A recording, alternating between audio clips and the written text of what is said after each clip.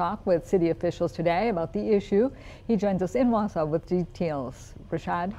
Earlier this week, I spoke to residents who are frustrated with snow-covered roads, and today we're hearing from the Wausau mayor and the director of Public Works.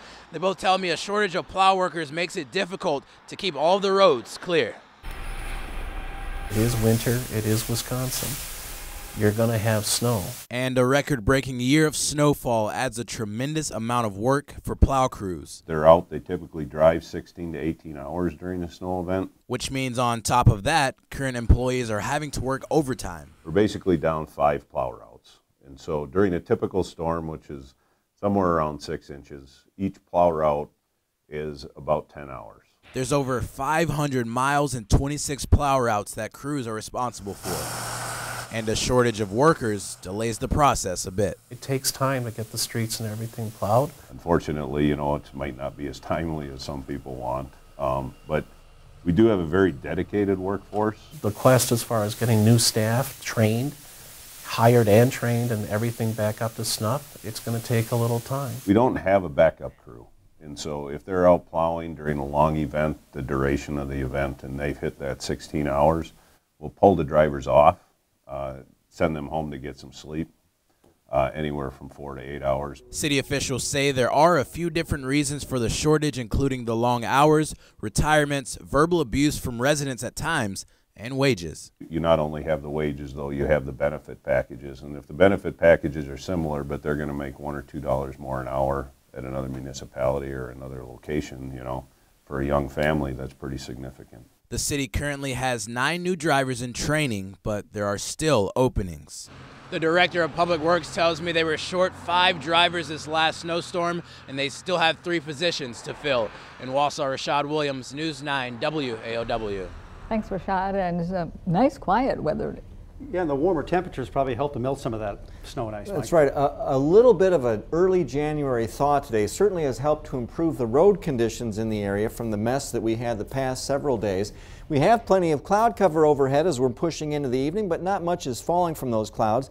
Here's the live view from downtown Wausau. 3rd Street Lifestyle Center camera shows the cloud cover overhead, but our Storm Track 9 satellite and radar view shows the clouds, but not much falling from them. We'll have a chance of a little bit of flurries or spotty drizzle in the northern part of the area yet this evening. Otherwise, we are not expecting any snow to fall. And it is staying mild out there. Currently in Wausau, 34 degrees. Wind a bit pesky, west-northwest at 14.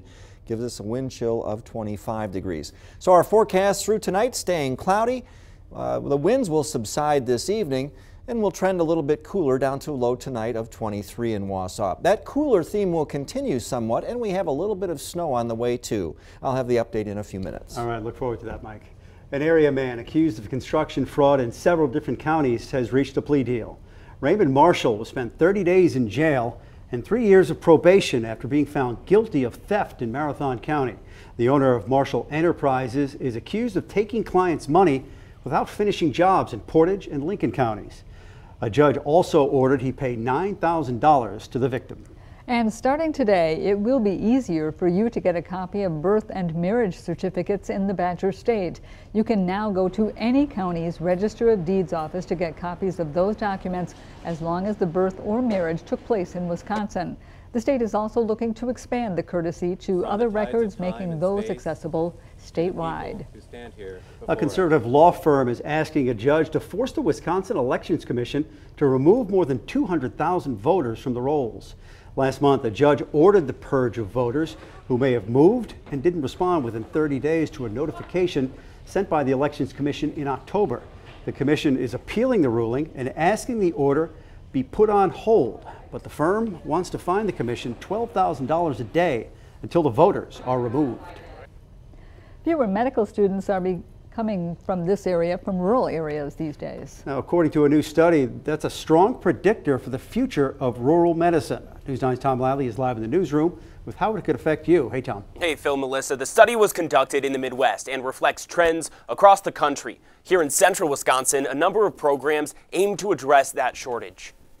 A 15-year decline brings the percentage of incoming medical students from rural areas below a staggering 5%. Coming from a rural community is not a detriment, it's an asset. Dr. Katie Breimer from Eagle River and now practicing in Marshfield says the facts are unmistakable. The data has very clearly shown that students who are from rural communities, who have grown up in rural communities, who have that background and that connection to rural Wisconsin are significantly more likely to actually return. Dr. Breimer is also Assistant Director of WARM at Marshfield Clinic. That stands for Wisconsin Academy of Rural Medicine. It helps foster those interests that people have in rural medicine so that we can ultimately address the workforce shortage that we have in rural Wisconsin. As a graduate of the same program, she's seen the impact firsthand. I still see patients as a primary care physician that are up to 4 hours away